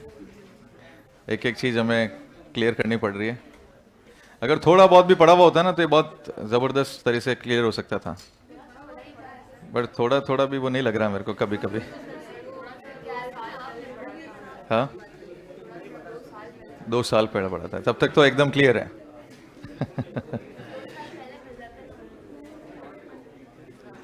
हो गया? समझ लें इसको वापस। देखो बहुत सिंपल सी बात है, बहुत आसान सी बात है, इसमें कोई दिक्कत वाली बात नहीं है। सिंपल सी बात, इस डायग्राम को तुम देखोगे तो पता चलेगा। मेटाफेज में क्या बना? बताओ मेटाफेज में क्या होता है? जनरली मेटाफेज में मेटाफेज की प्लेट बनती है। यहां पे जो मेटाफेज की प्लेट नजर आ रही है वो 2-2 क्रोमोसोम एक साथ नजर आ रहे हैं तुम्हें? ये 2 क्रोमोसोम, ये 2 क्रोमोसोम। 2 क्रोमोसोम को कहते हैं बाइवेलेंट, या फिर 1 2 3 4 टेट्राड। 4 क्रोमेटिड हो गए ना, एक में 2 एक में 2, तो या तो इन क्रोमोसोम को बोलो बाइवेलेंट या फिर इनको बोलो 1 2 3 4 टेट्राड। तो बाइवेलेंट क्रोमोसोम की इक्वेटोरियल प्लेट है या मेटाफेज की प्लेट है। अब इसको डबल प्लेट कह सकते हो, किससे कंपेयर करने पर? प्रोफेज की मेटाफेज पे, क्योंकि प्रोफेज की मेटाफेज में सिर्फ यही प्लेट थी, यहां पे 2-2 नजर आ रहे हैं, तो हमने बोल दिया डबल प्लेट है या बाइवेलेंट क्रोमोसोम की प्लेट है। एनाफेज में इन्होंने, स्पिंडल ने इनको खींच लिया, इन्होंने खींच लिया, तो ये पूरा क्रोमोसोम ऊपर चला गया, ये भी ऊपर चला गया, ये नीचे आ गए, है ना? तो ये क्रोमोसोम कौन है? मोनोवेलेंट या फिर डायड। क्या यहां सेंट्रोमियर टूटा? क्या नहीं, पूरा सेंट्रोमियर चला गया, एंटायर सेंट्रोमियर टुवर्ड्स द पोल पूरा चला गया, और फिर इनके बाहर क्या बन गया? न्यूक्लियर एनवेलप बना। अब अगर तुम्हें डायग्राम याद होगा किसका? माइटोसिस वाले का। तुमने वहां लिखा था कि ये क्रोमोसोम डिसअपियर हो जाते हैं और क्रोमोसोम धीरे धीरे क्रोमेटिन बन जाते हैं, लेकिन इन्होंने अभी तक टीलोफेज में क्या दिखा रखा है? क्रोमोसोम। तो ये एनसीईआरटी अपनी ही उस लाइन को प्रूव करने की कोशिश कर रही है। एनसीईआरटी ने अपनी क्या लाइन लिखी है? इसने ये लाइन लिखी है, in some case chromosome not undergo for decondensation. Complete decondensation या नहीं होगा, कंडेंसेशन हो रहा है, डीकंडेंसेशन हो रहा है, धीरे धीरे क्रोमेटिन तो बन रहा है, लेकिन वो पूरा क्रोमेटिन नहीं बनेगा, क्योंकि अगर जिस दिन पूरा क्रोमेटिन बना उस दिन रेप्लिकेशन के चांस बढ़ जाएंगे। बात समझ रही है? रेप्लिकेशन कौन सी कंडीशन में होता है? क्रोमेटिन की कंडीशन में तो होता है। तो अगर ये क्रोमेटिन पूरा बन गया तो रेप्लिकेट कर जाएगा, तो ये कैसा रह गया? क्रोमोसोम जैसा रह गया। इसीलिए क्या नहीं हुआ? रेप्लिकेशन अगली फेज में नहीं हुआ। समझ गए? अगर ये फुली डीकंडेंस होता तो क्रोमेटिन बन जाता, क्रोमेटिन बनते ही रेप्लिकेशन करता है, रेप्लिकेशन करते ही डबल हो जाता, डबल होते ही माइटोसिस बन जाता।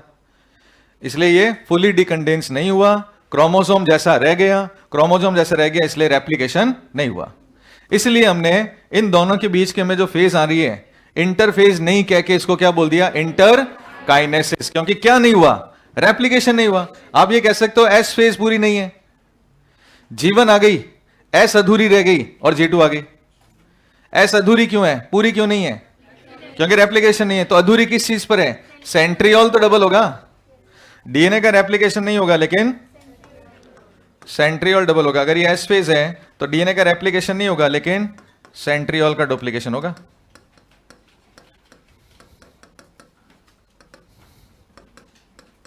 एस में यही तो होता था, न्यूक्लियस में डीएनए डबल, साइटोप्लाज्म में सेंट्रियोल डबल। तो सेंट्रियोल तो डबल हो गया, लेकिन डीएनए का रेप्लिकेशन नहीं हुआ, इसलिए आपने इसको इंटरफेज नहीं बोल के क्या बोल दिया? इंटरकाइनेसिस। अब सीधा अगला डिवीजन आ जाएगा, मियोसिस सेकंड। और हमने लिखा meiosis second is just like as a mitosis. Mitosis में वो 46 क्रोमोसोम से शुरू हो रहा था, यहां पे ये 23 क्रोमोसोम से शुरू होगा। तो अब इसको आगे पढ़ने की जरूरत नहीं है, वो तो हमने पहले लिख दिए थे।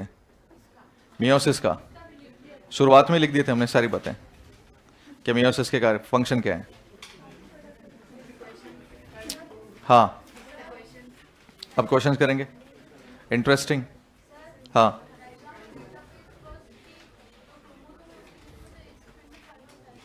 उसमें नहीं दिखा रखा है, होता है, हमने दिखा नहीं रखा है, हमने तो वो जो मिसिंग चीज है उसमें ऐड कर दी कि ये चीज होती है, उसको इंटर क्रोमोसोमल स्पिंडल कह सकते हैं। ये देखो, अब ये लास्ट जो एनसीईआरटी का डायग्राम है, एनसीईआरटी का लास्ट डायग्राम है, ये क्या चल रहा है, मियोसिस सेकंड। यहां पे क्या चल रहा है, मियोसिस सेकंड। कैसे पता चला, prophase second, metaphase second, anaphase second और टेलोफेज सेकंड। एनसीईआरटी ने कैसे दिखाया, ये क्रोमोसोम है, कितने क्रोमोसोम है, 23। ये भी क्रोमोसोम है 23। ये दोनों सेल कहां से आई है, मियोसिस फर्स्ट से आई है। एरो लगा रहा है ना, ये एरो कह रहा है कि ये दोनों सेल मियोसिस फर्स्ट के लास्ट की है। टेलोफेज फर्स्ट ने जो डिवीजन किया था, मतलब इससे पहले क्या था, इससे पहले ये एक सेल थी, इससे पहले सेल थी, दो न्यूक्लियस थे, और दोनों न्यूक्लियस में हमने अभी क्या बनाए थे, क्रोमोसोम्स बनाए थे, ये क्रोमोसोम थे। अब इन्होंने अंदर क्या किया, डिवीजन किया, डिवीजन किया तो एक सेल ये और एक सेल ये, समझ गए। अब इन्होंने डिवीजन किया तो एक सेल ये और एक सेल ये। इसमें ये क्या चला, प्रोफेज सेकंड। तो प्रोफेज सेकंड में क्या बन रहे हैं, स्पिंडल फाइबर जैसे दिख रहे हैं, और यहां पे तुम्हें क्रोमेटिन नजर आ रहे हैं, काइनेटोकोर नजर आ रहे हैं तुम्हें, लेकिन उधर प्रोफेज में नहीं था, यहां पे तुम्हें काइनेटोकोर नजर आ रहा है, जबकि वहां पे क्या था, मेटाफेज में बना था, यहां पे प्रोफेज में। क्यों, रीजन क्या है, क्योंकि क्रोमोसोम पूरा डीकंडेंस हुआ ही नहीं, क्रोमोसोम पूरा डीकंडेंस हुआ ही नहीं। पूरा डीकंडेंस होता तो क्रोमेटिन बन जाता, तो काइनेटोकोर भी हट जाता, लेकिन यहां तो डीकंडेंस हुआ ही नहीं, तो क्रोमोसोम पर अभी भी क्या लगा हुआ है, काइनेटोकोर लगा हुआ है। फिर क्या आया, मेटाफेज। अब देखो, सिंगल सिंगल क्रोमोसोम की प्लेट है, तो 23 मोनोवेलेंट की प्लेट है। उसके बाद में अब सेंट्रोमियर की स्प्लिटिंग हो रही है, एनाफेज सेकंड में सेंट्रोमियर स्प्लिट कर गया।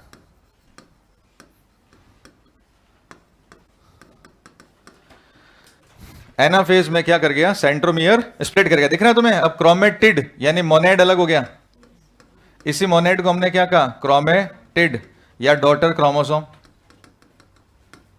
इसको क्रोमेटिड बोल दिया, और बाद में क्या बोल दिया, डॉटर क्रोमोसोम बोल दिया। और इससे अब कितनी सेल बन गई, दो सेल बन गई। इसमें कितने, 23, इसमें कितने क्रोमोसोम है, 23, इसमें भी कितने, 23, ये भी 23 और ये भी 23। अच्छा, एक चीज और, जो तुम अगर डायग्राम को, वैसे तो कोई स्टूडेंट ज्यादा डायग्राम पे ध्यान देता नहीं है, लेकिन तुम्हें थोड़ा सा ध्यान अगर देते हो ना, तो इस डायग्राम में देखो, एक डार्क और एक लाइट है। यहां पर भी तुम्हें डार्क लाइट नजर आ रहा होगा, यहां पर भी तुम्हें डार्क लाइट नजर आ रहा होगा, यहां पर भी दिख रहा होगा। इसका मतलब ये कौन से पार्ट है जहां पे क्रॉसिंग ओवर हुआ था, ये वो वाला डायग्राम है। ये बताने की कोशिश कर रहा है कि यहां पे कहीं ना कहीं क्रॉसिंग ओवर हो रखा है। यहां पे भी देखो, ये वही सेगमेंट है जहां पे क्या हो गया था, क्रॉसिंग ओवर।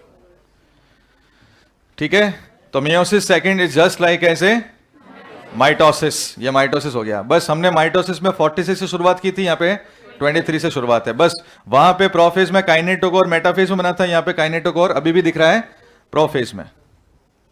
वहां काइनेटोकोर मेटाफेज में था, यहां काइनेटोकोर कहां दिख रहा है, प्रोफेज सेकंड में दिख रहा है। और यहां पे सेंट्रोमियर की स्प्लिटिंग हो रही है, क्रोमोसोम का डिवीजन हो रहा है। क्लियर है, पक्का, चैप्टर खत्म हो गया, खुश हो जाओ। अब खुश होने की बारी आ गई, बस क्या, ठीक है, चला गया सारा। हाँ, हाँ, ये चैप्टर अच्छा था, अच्छा था, अरे वाह, फिर तो बहुत बड़ी बात है। हाँ, अगर तुमने ये मान लिया कि प्लांट फिजियो से अच्छा है ये चैप्टर, तो तुम्हारी गलत फहमी। प्लांट फिजियो ह्यूमन फिजियो से भी अच्छी है।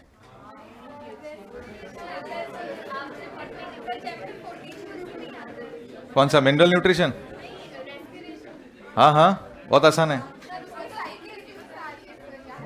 साइकिल देख देख के डर जाते हो तो फिर तो कुछ नहीं है।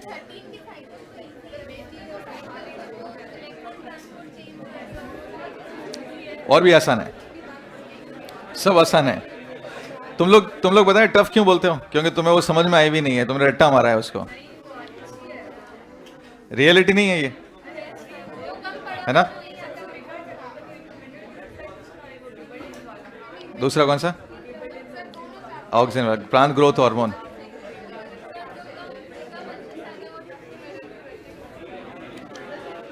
चलो क्वेश्चंस पे आते हैं अब। How many statements are correct? पहला पॉइंट क्या लिखा हुआ है? How many statements are correct for the growth of organism. Organism की ग्रोथ से रिलेटेड करेक्ट बताना है। All organism even the largest start their life from the single cell.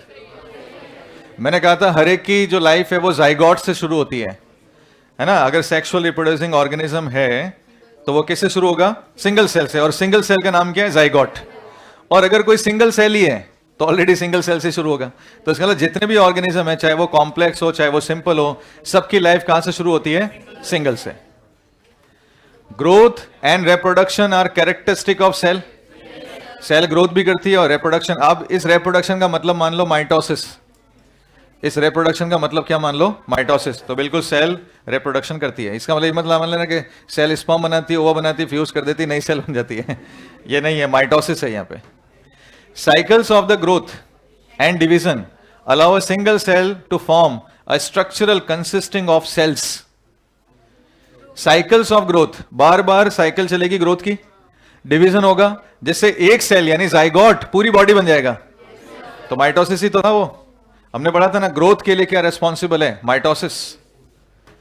Cell division is very important process in only higher living organism. ये तो सबके लिए होता है। ओनली वर्ड 99% गलत होता है। During the division of a cell, DNA replication and cytoplasm plasmic increase also take place. सही है। जब डिवीजन होता है तो डीएनए का रेप्लिकेशन होता है और साइटोप्लाज्म का वॉल्यूम इंक्रीज होता है। ये तो सही है। The sequence of event in which cell division, DNA replication and cell growth phase is called cell cycle. बिल्कुल सही है। Sequence of event in which cell division, DNA replication और सेल ग्रोथ होता है। आंसर क्या चला गया? 5। Clear answer? समझ गए? ये पढ़े हुए हैं अपने, बस थोड़ा सा दिमाग लगाना है।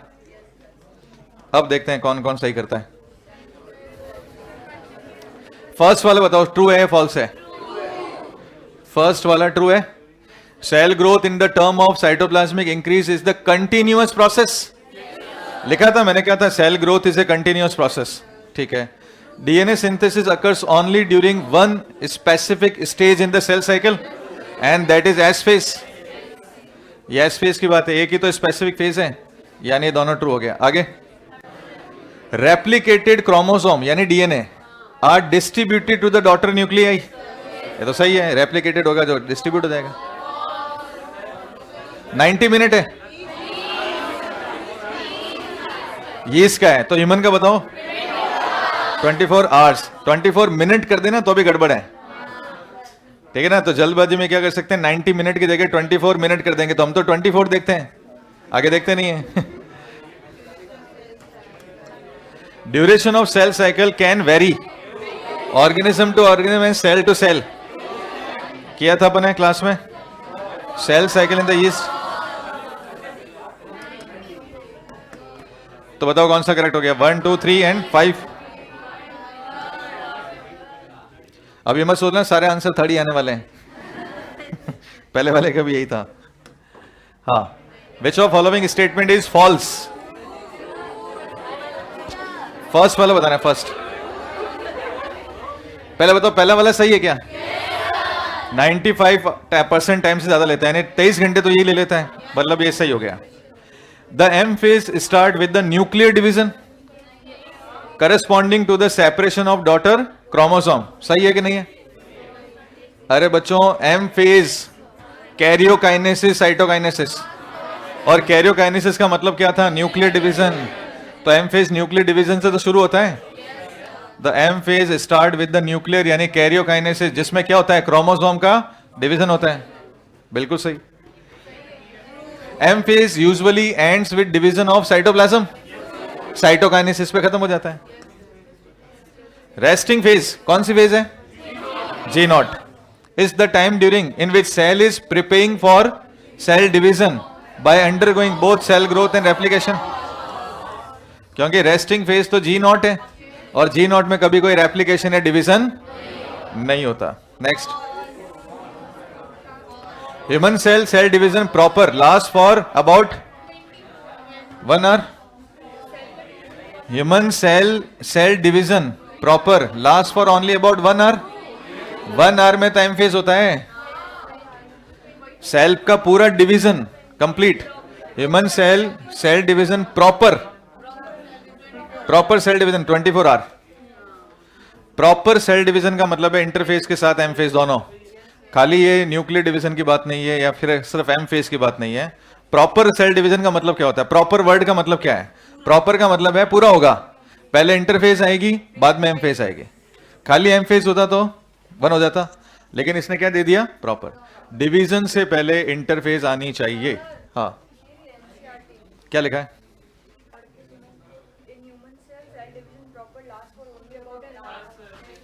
इन ह्यूमन सेल, वाउस बोलो. इन ह्यूमन सेल पूरा बोल दो एक बार.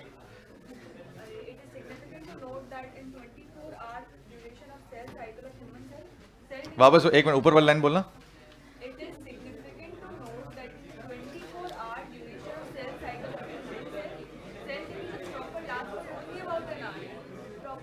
एक मिनट, वापस ऊपर वाली लाइन से बोलो. In the 24 hour average duration बोल दिया उसने. हाँ, आगे उसके बाद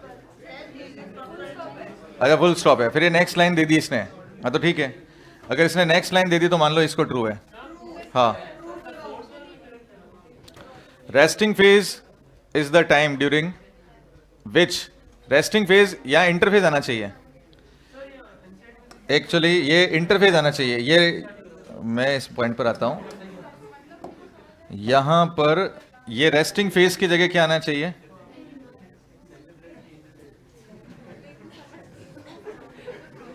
अगर ये इंटरफेज हो गया ना, अब मान लो कि यहां पर मैंने वर्ड दे दिया इंटरफेस. अब मान लो मैंने ये लिखा interface is the time during which cell preparing for division. समझ मारी बात? इंटरफेज, यहां वर्ड क्या आना चाहिए? Interphase is the time during which the cell is preparing for division by undergoing both cell growth and DNA replication. तो फिर अपन बोलते हैं कि इंटरफेज डिवीजन नहीं हो रहा है इसलिए रेस्टिंग फेज है. बताया था मैंने तुम्हें. तो ये इंटरफेस दे दोगे तो ट्रू है भाई. अरे हाँ हाँ, सुनो सही. यहां पे प्रॉपर सही टर्म क्या आना चाहिए? रेस्टिंग की जगह सही टर्म क्या आना चाहिए? तो तुम कनेक्ट कर पाओगे ना. हमने क्या कहा था? इंटरफेज वो फेज है जिसमें सेल डिवाइड नहीं करती है, इसलिए हम उसको रेस्टिंग फेज भी कह देते हैं. नहीं, अगर रेस्टिंग फेज अकेला आता है तो तुम क्या मानोगे? सीधा क्या मानोगे? रेस्टिंग भी तो बोलते हैं. क्विसेंट ही तो रेस्टिंग होता है. Silent phase, quiescent phase, resting phase वो एक ही बात होती है. हाँ, फॉल्स तो नहीं होगा, लेकिन प्रॉपर वर्ड यहां पे क्या आना चाहिए? इंटरफेस. मान लो वो रेस्टिंग दे देता है तो तुम्हारे दिमाग में क्या आएगा? जी नॉट. क्योंकि कौन सी फेज को रेस्टिंग फेज कह देते हैं? जी नॉट. इसलिए इसकी जगह पे यहां पे क्या डालना चाहिए? इंटरफेस. तो ये ट्रू है. अब आओ इस पे. ह्यूमन सेल, जो कि उन्होंने बोल दिया कि भाई लास्ट फॉर 1 आवर, लेकिन ये ठीक है, इन्होंने ये प्रॉपर वर्ड जो दिया ना, ये नहीं आना चाहिए. एनसीईआरटी के अंदर ये मिसिंग गड़बड़ हो सकता है. प्रॉपर नहीं आना चाहिए. प्रॉपर आते इंटरफेस, और इंटरफेस के साथ में एम फेस दोनों ही आ जाता है. लेकिन एनसीईआरटी की लाइन है तो ट्रू मान लेते हैं. अब आता है ये cell division in yeast completed in about. तो फिर तुम्हारे सामने कोई आंसर गलत लग रहा है क्या? अब तुम क्या करोगे आंसर में? फोर्थ वाला, only 6 cell division in yeast completed in the about 90 minute. तो सारे से ऊपर पूछा क्या है? तो अब ऑप्शन में क्या जाएगा? अब नन तो ऑप्शन में नहीं है. अभी तुम्हें समझ में आया? अभी अभी पता चला कि मैं क्या बोल रहा था इतनी देर से, लेकिन तो मानने ही तैयार नहीं है। चलो अपन डालते हैं नन ऑफ अबव, ठीक है, खत्म बात। अब देखो इस तरह के क्वेश्चंस होते हैं, इस तरह के जब क्वेश्चंस होते हैं और ऑप्शन में अपने को पता चल रहा है कि एक भी आंसर नहीं है। ऐसा हुआ था लास्ट ईयर 2022 में, प्लांट एनाटॉमी का क्वेश्चन था, सारे ऑप्शन करेक्ट थे और उसमें पूछा था कि मोस्ट अप्रोप्रिएट आंसर देना था, तो फिर दिमाग लगाना पड़ेगा ना। मैं इसलिए उस पॉइंट पे था, बट तुम लोग मानने के लिए तैयार ही नहीं थे, तो फिर मैंने चला गया, ठीक है, समझे। अब जब तुम्हारे सामने ऑप्शंस आ गए फिर क्या करोगे? इसमें तो हमने बोल दिया नन ऑफ अबव, नहीं तो फिर क्या आ जाएगा? सेकंड, फिर सेकंड आ जाएगा, क्योंकि इसमें गड़बड़ी लग रही है इसमें। फिर तो कोई ऑप्शन तो सेलेक्ट करोगे कि नहीं करोगे? करोगे नहीं? बोनस बोनस बोनस बोनस नहीं होता है, अरे बहुत कम होता है, रेयर चांस में बोनस होता है। एक बात बताओ, अभी इस साल क्या हुआ था, 2 आंसर दे दिए थे, है ना, पंचायती की तो 2 आंसर दे दिए उन्होंने, पहला वाला आंसर भी रखा, नया भी दे दिया। इसमें तुम्हें लगता है 2 आंसर देंगे? पिछले साल प्लांट एनाटॉमी का जो क्वेश्चन था उसमें बोनस मिला था क्या? अरे मिला ही नहीं था, उसका आंसर जो था वो दे दिया उन्होंने, क्योंकि उसमें एक्सेप्शंस देखे थे उन्होंने। बोनस वोनस नहीं मिलते हैं अभी यहाँ पे। चलो अब बताओ ये क्या है? क्रोमेटिड, मोनोड, डायड और डॉटर क्रोमोसोम, सीक्वेंस बता दो।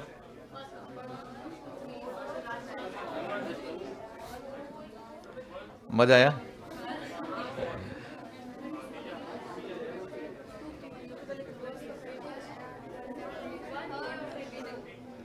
क्या लग रहा है? लगाओ। सेकंड लग रहा है? थर्ड लग रहा है? फर्स्ट लग रहा है? चले, फर्स्ट भी लगा, सेकंड भी लगा, थर्ड भी लगा, एक फोर्थ नहीं लगा किसी को अभी तक? एक minute,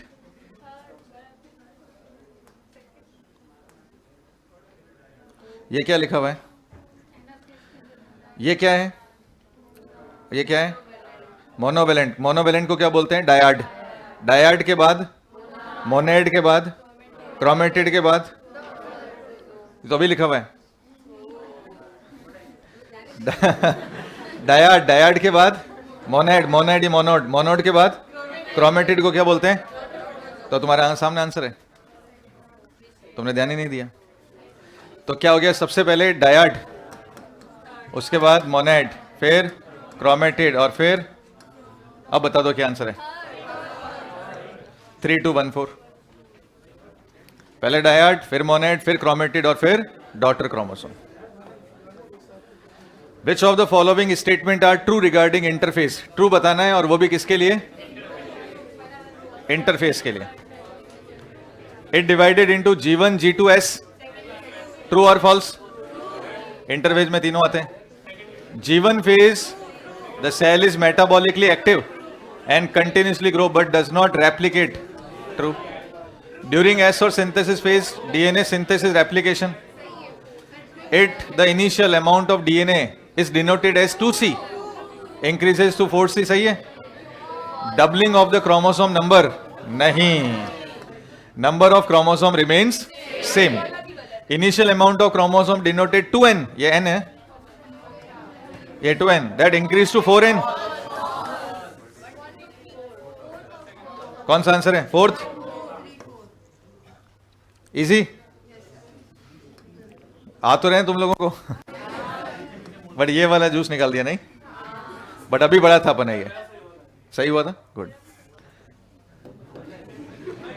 how many statements are wrong regarding S phase? Period during which DNA synthesis और application take place, during this time amount of DNA per cell not change, तो चेंज होगा, 2C का 4C हो जाएगा।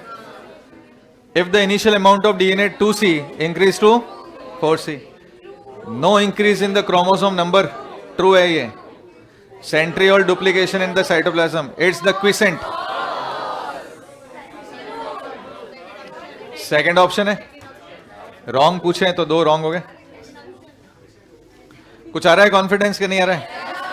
वो तुम्हें रियलाइज होगा last, धीरे धीरे आते आते। और which of the following statement is true? Some cell in the adult animal do not appear to exhibit division. सही है? some cell क्योंकि वो जी नॉट में चली जाती है. Many cell of animal divide only occasionally.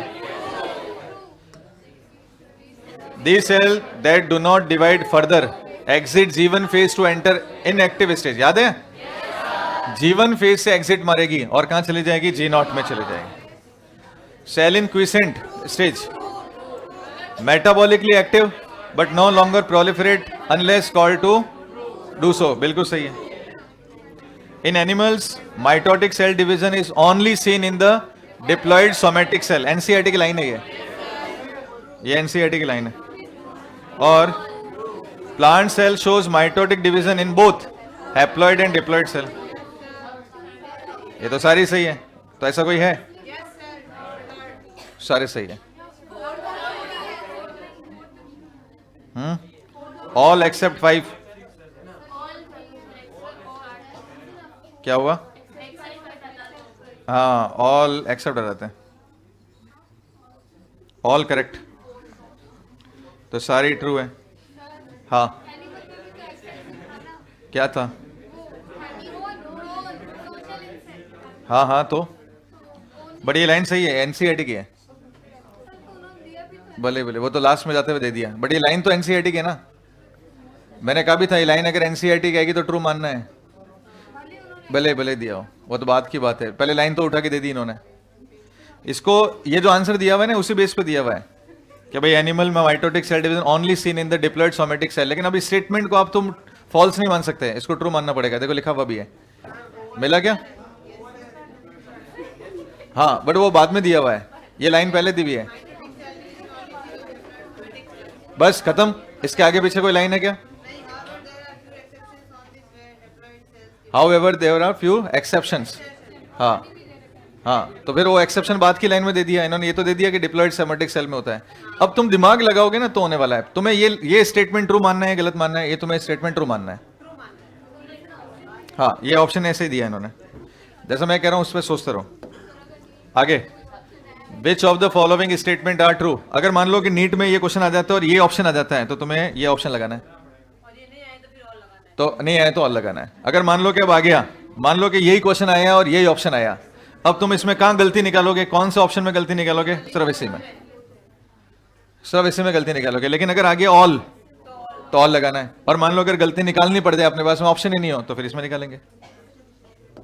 दोनों केस में आंसर डी है. Which of the following statement are true for prophase. Prophase के लिए ट्रू बता दो. Initiation of condensation of chromosomal material, true या फॉल्स? ट्रू है. The centriole begins to move towards opposite pole. अरे true है ना, फॉल्स कहां से? Chromosome are seen and composed of 2 chromatid attached together at the centromere.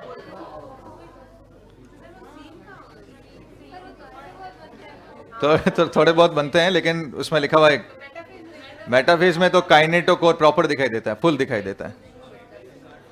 Initiation of assembly of mitotic spindle. Cell at the end of prophase do not show Golgi. सही है. Spindle fiber attach to kinetochore.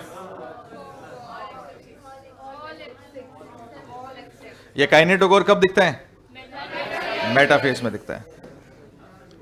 Which of the following statement are true for metaphase के लिए true क्या है? By this stage condensation of chromosome is not complete. Complete होता है, not नहीं आएगा.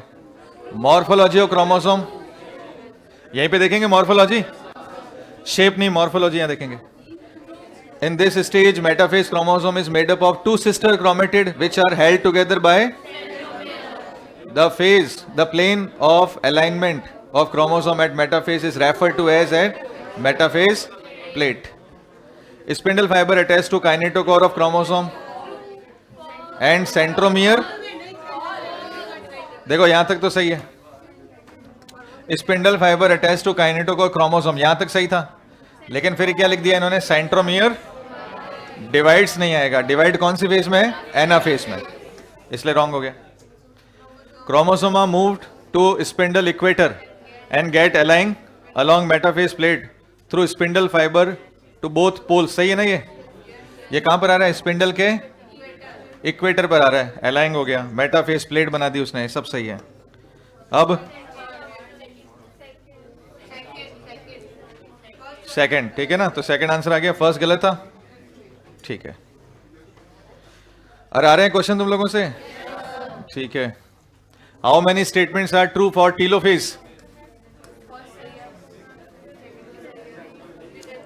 Centromere split and chromatid separate. क्या telophase का है ये? कौन सी फेज का है? एनाफेज का। होशियार हो गए। Chromatid move to opposite pole, move आएगा या रीच आएगा? रीच आएगा। मूव आता है तो एनाफेज आएगा। अगर क्रोमेटिड मूव कर रहे हैं तो एनाफेज है, रीच कर गए तो टेलोफेज है।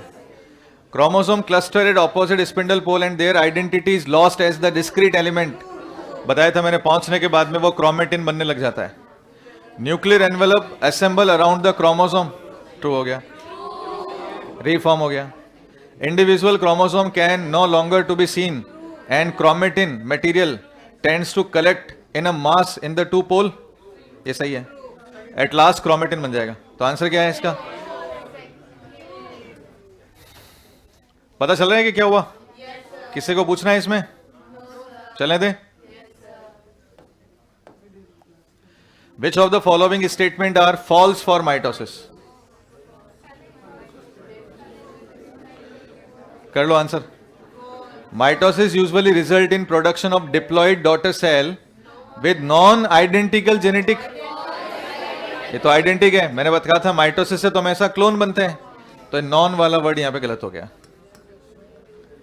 The growth of multi cellular organism is due to mitosis. जो भी सेल बढ़ेगी माइटोसिस से बढ़ेगी। A very significant contribution of mitosis is a cell repair.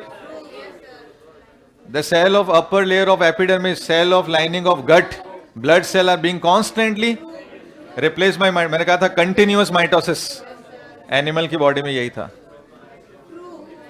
Mitotic division in the meristematic tissue result in continuous growth of the plant through out their life. This is a specialized kind of cell division that reduce the chromosome. Answer कौन सा है? First and 6। अभी कुछ आया? पक्का confirm? चल रहे हैं सही क्वेश्चन? दिमाग लग रहा है? Which of the following is key feature of meiosis? Meiosis involve two sequential cycle of nuclear and cell division called meiosis first and meiosis second। बताओ सही है? Two sequential cycle of nuclear and cell division। Nuclear division और cell division यहां पे बोला इसने। Cell division का मतलब है साइटोकाइनेसिस, तो दो ही होंगे, सही है ये। मियोसिस में दो साइकिल चलने वाली है, न्यूक्लियर डिवीजन की और सेल डिवीजन का मतलब है साइटोकाइनेसिस, तो दो चलने वाली है, meiosis first and meiosis second. Meiosis first is initiated after the parental chromosome have replicated to produce identical sister chromatid at the S phase. क्या मियोसिस फर्स्ट एस फेज के बाद शुरू होगा? अरे होगा, एस फेज आएगा। मियोसिस फर्स्ट से तो पहले एस फेज आएगी ना। मियोसिस फर्स्ट बच्चों, meiosis first after the parental chromosome have replicated to produce identical sister chromatid at the S phase. यानी ये कहने की कोशिश कर रहा है मियोसिस फर्स्ट से पहले एस फेज आती है क्या? आती है। मियोसिस सेकंड से पहले एस फेज नहीं आती। मियोसिस फर्स्ट से पहले तो आएगा ना। साइलेंट हो गए तुम लोग यार। Meiosis involve pairing of homologous chromosome and recombination between them. 4 haploid cells are formed at the end of meiosis second. Meiosis second के लास्ट में 4 haploid cell बन जाएगी. Only a 2 cycle of DNA replication occurs. Only ये क्या है? 2 cycle of DNA replication नहीं. Only single.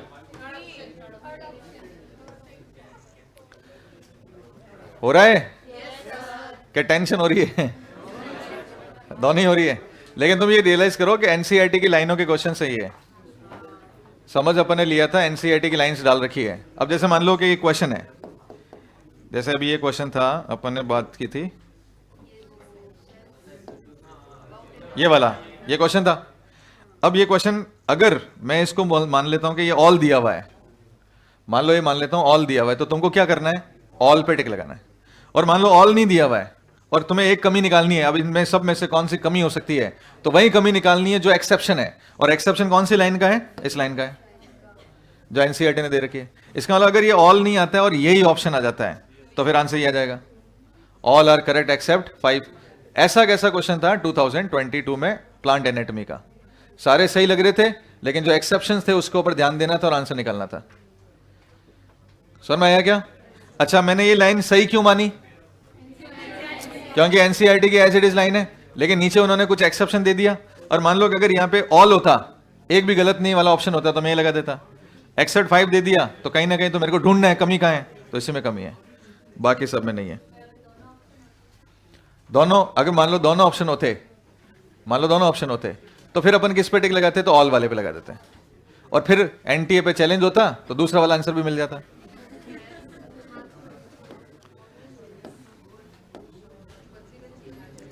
कितने हैं क्रॉसिंग ओवर के लिए ट्रू? अच्छा, इसको छोड़ते हैं, एक बार असर्शन रीजन वाले क्वेश्चन देखते हैं। ये करो तो एक minute. During anaphase centromere of each chromosome splits and chromatid separate. Anaphase में centromere of each chromosome split करेगा और क्रोमेटिड सेपरेट हो जाएगा, ट्रू है। एनाफेज में सेंट्रोमियर टूट जाता है और क्रोमेटिड सेपरेट हो जाते हैं। During anaphase chromatid move to opposite pole, ये भी ट्रू है। अब बताना है कि करेक्ट एक्सप्लेनेशन है या नहीं है। तुम यार सोचो, बात दिमाग लगाओ, तुम लोग सोचते नहीं हो, फटाफट फटाफट बोल देता हूं, दिमाग लगाओ पहले। तुम ये आंसर कैसे निकालोगे, लगाओ बिकॉज आ रहा है। अच्छा, अब वेरी गुड, अब है ना नीचे वाला पढ़ के बिकॉज लगा के ऊपर वाला पढ़ो। पहले नीचे वाला पढ़ो, फिर बिकॉज लगाओ, फिर ऊपर वाला पढ़ो। पहले नीचे वाला पढ़ो, फिर बिकॉज लगाओ, फिर ऊपर वाला पढ़ो। ज्यादा बेटर कौन सा है? हाँ, during anaphase chromatid move to opposite pole because during anaphase centromere of each chromosome splits and chromatid separate. वो मूव क्यों किया? क्योंकि क्रोमेटिड सेपरेट हुआ है। क्रोमेटिड सेपरेट हुआ इसलिए मूव किया है। देख क्या बोला है, देखो, ड्यूरिंग, पहले मैंने ये पढ़ा, during anaphase chromatid move to opposite pole. Anaphase में क्रोमेटिड अपोजिट पोल पे जा रहा है, क्यों गया? क्योंकि सेंट्रोमियर टूटा इसलिए गया ना। इसका मतलब इसका रीजन ये है ना, इसका रीजन ये थोड़ी है। सही लग रहा है ऊपर वाला? During anaphase centromere of each chromosome splits and chromatid separate. इन दोनों में से कौन सा फेज पहले है, कौन सा फेज बाद का है? इन दोनों में से पहले कौन हुआ है? पहले ऊपर वाला हुआ, बाद में तो ऊपर वाले का रिजल्ट है नीचे वाला, तो रिजल्ट का रीजन कौन सा है? ऊपर वाला। अरे पहले कौन सा, दिमाग नहीं लगा रहे तुम लोग। पहले क्या हुआ? पहले प्रोसेस कौन सा हुआ? ऊपर वाला। और फिर क्या हुआ? नीचे वाला। तो नीचे वाला रिजल्ट है ना, तो रिजल्ट का रीजन क्या है? ऊपर वाले सबका रिजल्ट है। अरे भाई, इसका आंसर क्या जाएगा? Both assertion and reason are true but reason is not correct explanation of assertion. ये क्या है? ये रिजल्ट है। ये क्या है? रिजल्ट है। और ये क्या है? उस रिजल्ट का रीजन है, इसके वजह से ये हुआ है।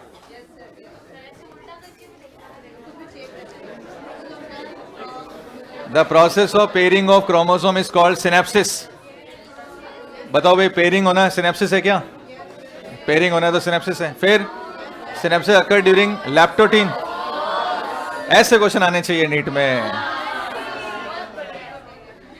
ऐसे क्वेश्चन आते हैं तो बहुत बढ़िया लगते हैं, नहीं? चलिए फिर